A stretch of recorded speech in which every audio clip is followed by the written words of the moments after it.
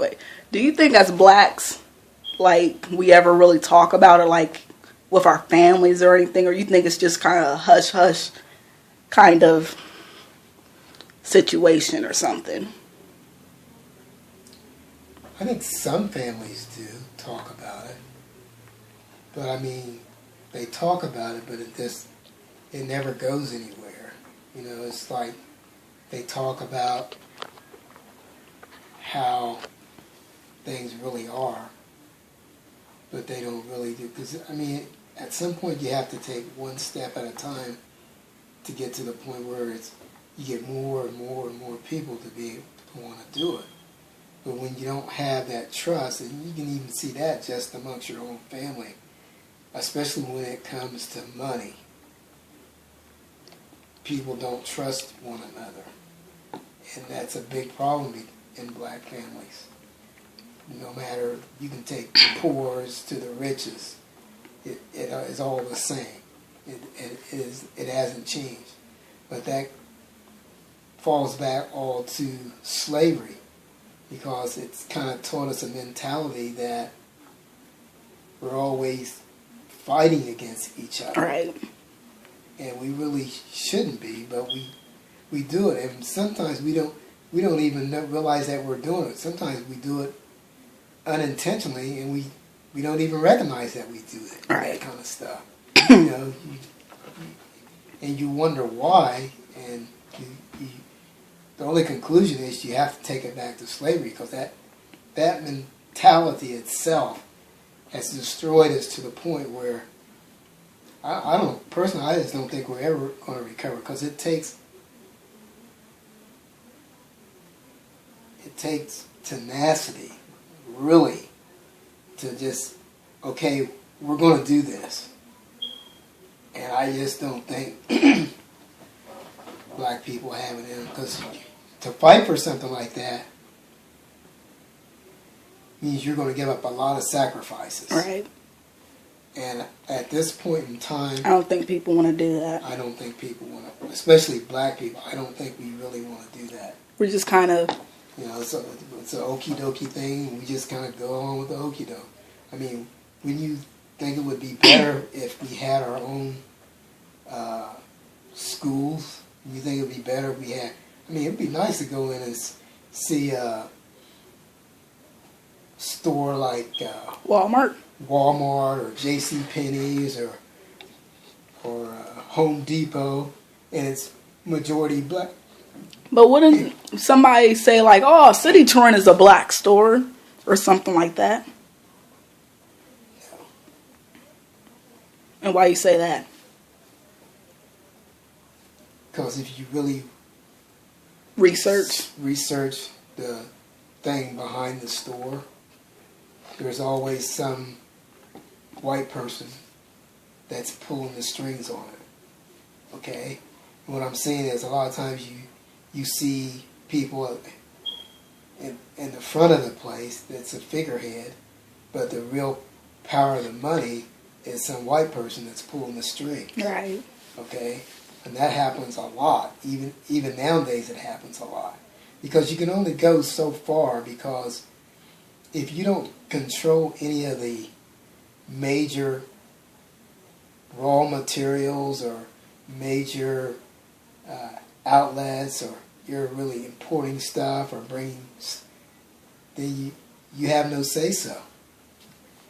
Somebody else is controlling that. Right. But if you have the raw material to make a car, or to make plastic, or to make boxes, and you're the one that's actually doing the manufacturing of it, you on top. You good. You got a lot of say-so. You can say what you can say how I want my paper made, or how I want this made, or I don't, or I'm not making it here. I'm taking it overseas and I'm making it. That's the difference. But I just don't think we as black people, we're just, I don't know. I just don't think it's going to change. And I almost, sometimes you gotta be willing to fight and die for things. And well, why do you think that's changed so much? Okay, from like Martin Luther's times, Rosa Parks, and all back then, how they fought so hard for what we have now, but still we don't have to 100%. We're not. I mean, we're free, but we're not. We don't really get to do things that white people get to do. Black people are caught up into materialistic things that make you like you're striving to get a new car, okay, or you're striving to get that because the trap that we've fallen into is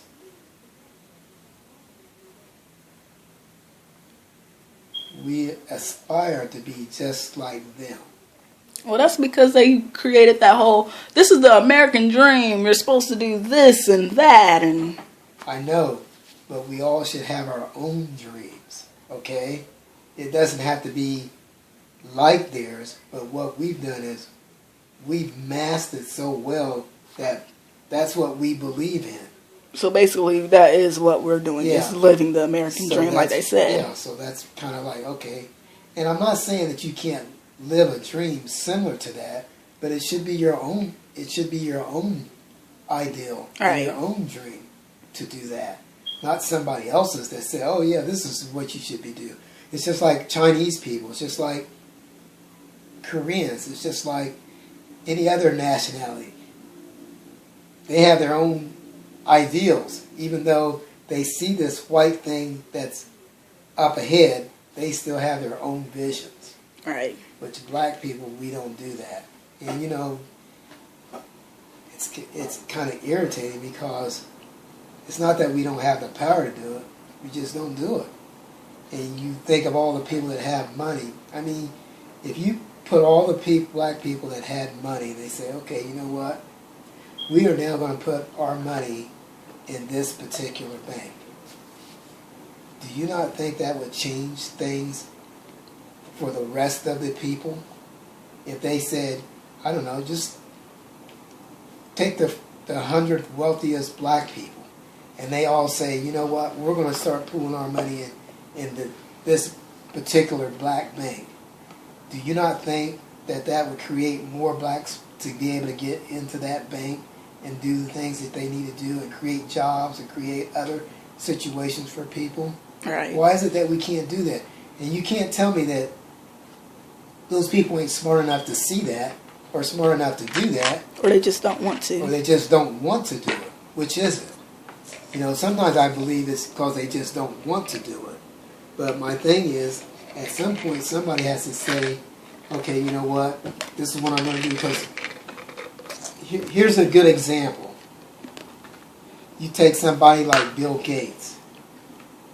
He's donating $100 million over a 10-year period. That's a lot, though. How many other people generate or pool into that system with him to help make that work? Even though he's putting in a certain amount of money for a certain period of time, there's other people putting in money with his money. So why is it that black people don't do that?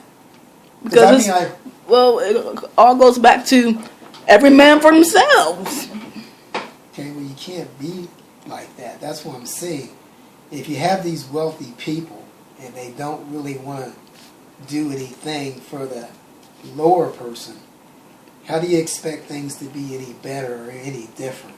At some point in time, those people that, however you made your money, that doesn't matter.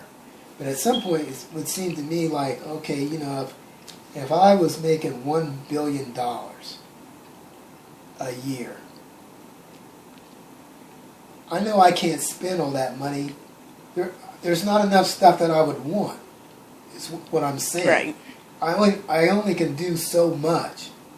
So why not put that money to good use and say, okay, you know what? I know a person over here, he's doing this and he makes X amount of dollars. Let me get with him and say, hey, you know what? This is what we need to do. I want to do something for black people. And that's going to benefit black people. And what I'm saying is that's going to benefit. If we start a black bank, do you not think that that's going to be, and then the next thing you know, hell, that could be the largest bank in the United States of America. If you really think about it, if you had 80% of most black people that bank in America, how big would that bank be? Pretty daggone big. Pretty damn big, right? So, why is it that we don't do that? And it's not that we can't do it, we just don't. And the opportunity is there, but those people that have that kind of money to be able to do that don't do that. And what is the reason why they don't? I go back to the same old thing. They don't trust one another.